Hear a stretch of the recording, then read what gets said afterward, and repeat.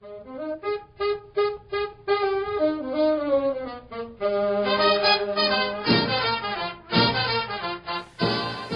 is a message that Bud, his name is Carl Nandenberg, we call him Bud. If you know the story of the Indianapolis and how they were found, this is the very first communication from the aircraft that were flying over the sailors and the PBY that was landing to rescue these sailors. And I'm going to read it to you really quick because it's really interesting.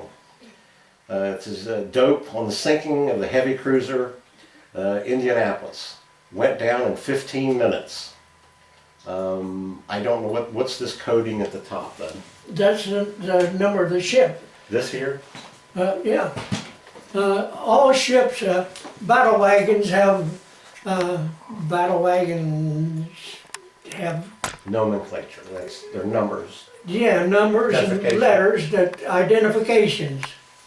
Okay, and to read the rest of the message, it says between 100 and 200 survivors at position reported, need all survival equipment available while daylight holds.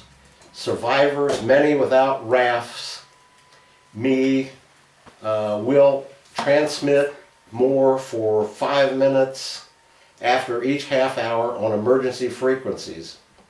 Will attempt open sea landing by circling area at BT 020625-QKA-MM-K. And this identifications of the flight is dated August 1st, or August 2nd, 1945. What are these numbers here? That's a frequency. Okay, the frequency numbers, 720-3755 KCS kilocycles, is that what that is? It gives the latitude and longitude at 0720 latitude and 160 longitude in position. This message was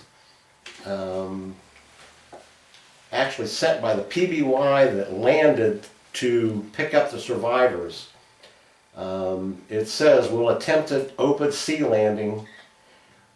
This is from the PBY, but also states PV circling area, which the PV was the original anti-submarine bomber that saw the anomaly in the water and radioed the PBY along. And it's kind of interesting in that the PBY had requested permission to land to pick up these sailors, and he was refused permission, and he went ahead and landed anyhow. And this is a really neat message, Bud. I know you didn't know at the time the historical purposes of this message, or the importance of this message. Why did you keep it? Because it came in on plain language, and I thought it might be interesting to know that the Indianapolis was lost and the way it was lost. It's pretty neat. It's just about the only document left at all from World War II on the Indianapolis, and I'm glad you saved it. When was the war over with you, and when did you return home? I forget the date. So you bet it was in what, early '46, somewhere around there, or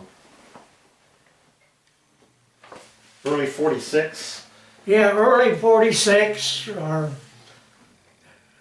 when I was released to come back to the States. That's interesting. And I know for a long time you didn't know the importance of these messages, but they really are a big part of World War II, and thanks to you, they'll be preserved.